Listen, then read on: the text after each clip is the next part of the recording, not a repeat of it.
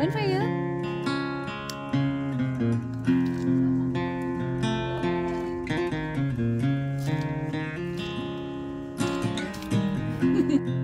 Patuloy na ko like this, oh. Eh? Hi, Rigides! Determinado sa buhay at sa pamilya. Mag 2 years na akong intern dito sa Japan. Pero first time ko pang gagawin yung strawberry picking. Sobrang nakaka-excite kasi masubukan natin yung mga ganitong mga bagay. Kaya tara, samahan nyo ko. Kapag plano nyong mag-strawberry picking, kailangan nyo palang magpa-reserve. Pero meron namang mga strawberry farm na hindi na kailangang magpa-reserve, yun siguro yung mga malalaking farm. In-invite din kasi ako ni Ate Riza ng araw na yan na sumama dun sa strawberry picking nila. Kaso nga lang, nauna na kaming magpa-reserve dyan. Dun sa pinuntahan nila, sabi niya ay wala daw reservation. Kaya baka next year dun tayo. 10 a.m. magbubukas yung strawberry farm nila for the public. Kaya swerte tayo kasi tayo yung unang guest. Kasi kasunod niyan, marami ng tao at saka hindi mo na mai-enjoy, hindi ka na rin masyadong makapag-picture. Kaya sabi nga, early bird catches the worm.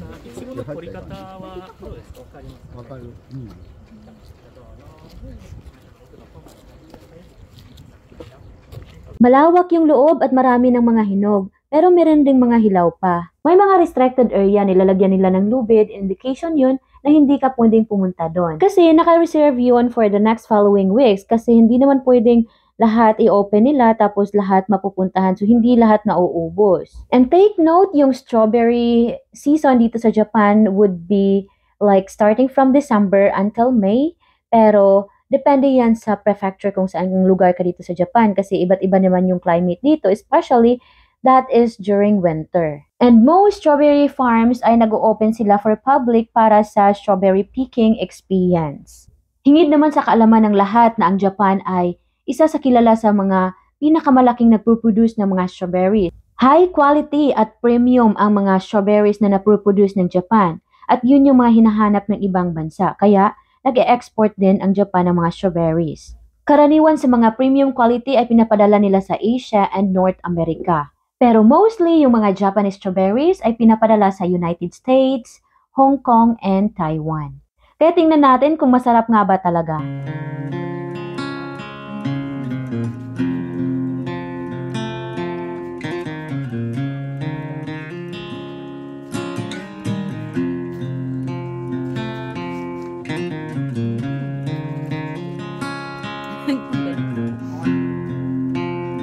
Hindi naman masyadong halata na nag-i-enjoy kami sa pagpipick ng mga strawberries and of course, juicing-juicy siya kaya mabubusog ka kaagad. And take note, we only have 45 minutes. Syempre, kailangan mong i-enjoy kasi first time mong pumunta doon at saka ang sarap din kaya kailangan mo ring mabusog.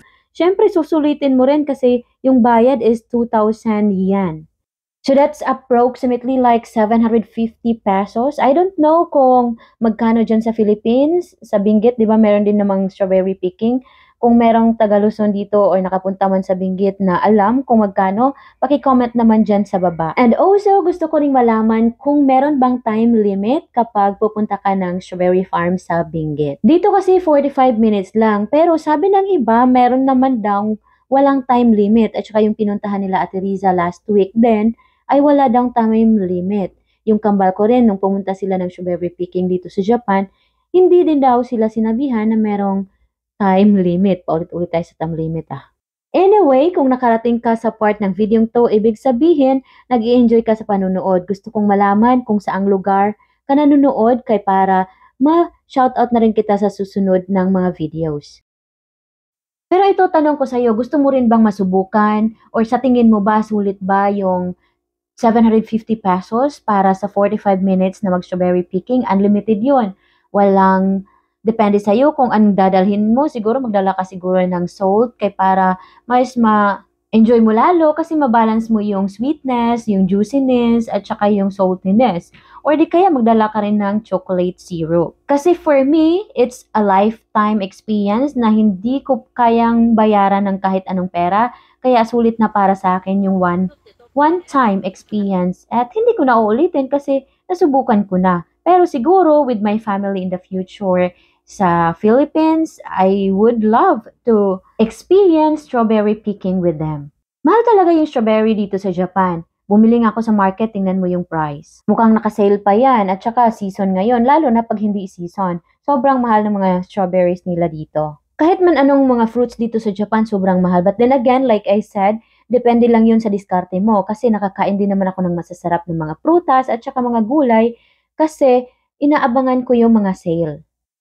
Kung nakikita nyo man yung mga kapamilya nyo na kumakain sa labas or gumagala sa labas, nakaka-experience ng mga ganito sa labas, na mahal yung binabayad, wag nyo po sanang isipin na marami ng pera. Kasi hindi naman nila pinapakita yung itlog lang yung ulam nila araw-araw o di kaya tinitipid nila yung sarili nila para lang maipadala at lalong-lalo na dun sa may mga responsibilidad. Tulad ko, 2 yung college namin. Kaming 2 ng kambal ko yung nagtutulungan para makapagpadala sa kanila ng allowance every month. Kaya ako, yun talaga yung pinanghawakan ko.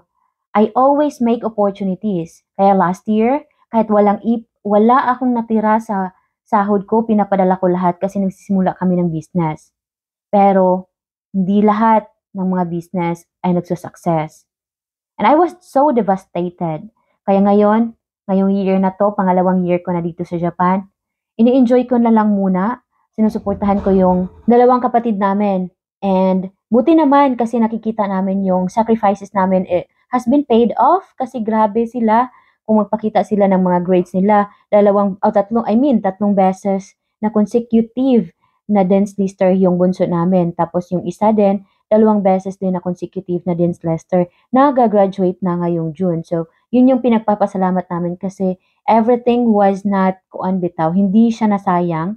And now, na andito yung brother ko, syempre makakatulong na rin siya. Kaya medyo makakapagpahinga na rin kami ng konti. Hindi na masyadong mabigat. And sana makabawi kami. Kaya ina-enjoy ko na lang muna yung life ko dito sa Japan. Yung hindi ko na-experience last year kasi lahat naman binigay ko. Lahat ng sahod ko like 0 yung matira talaga sa akin. Like yung budget ko a month for my food. Minsan or there was a month that yung expenses ko lang is 8,000 yen. So that's like 3,000 pesos. And yun, siguro yun yung dahil siguro meron na akong rice nung time na yun. Pero kung walang rice, pinakamalaki na nagastos ko na allotted lang talaga for the whole year ko every month is 10,000 yen. Kung lalampas man yun sa 10,000, hindi yun lalampas ng 15,000 yen. So again ha, yung 10,000 yen, that's only 3,700 in peso. And take note, Japan to, sobrang mahal yung mga bilihin dito. Yung rice pa nga lang, 1 kilo nasa 277 pesos na. So, isipin mo kung paano ko yun pinagkasya, pero napagkasya ko dahil nga sa ang laki ng responsibilidad at hindi ako humihinto, hindi ako titigil na gumawa ng opportunity. Kaya ito, nagba-vlog din ako. Huwag niyo sanang isipin yung iba, akala nila kasi pag merong advertisement, akala nila takot na takot sila manood kapag merong advertisement, baka kasi yayaman tayo. Naku po, sobrang layo po ng iniisip nyo. Kaya yung konting like nyo, kahit angry pa yan, kahit anong reaction, basta nag-react kayo dun sa videos, ay ang laking tulong na yon para pataasin yung algorithm. Kaya saludo ako dun sa mga OFW na kahit walang oras ay gumawa pa rin ng mga contents para lang talaga magkaroon ng opportunities. Kasi we would never know unless we try. Diba? And ikaw din, kung nanonood ka sa video to, ito lang masasabi ko sa'yo, huwag kang huminto na gumawa ng opportunities. Kasi, ang sabi nila, the world is wide, I wanna make memories. But I would say, the world is wide, I wanna make opportunities.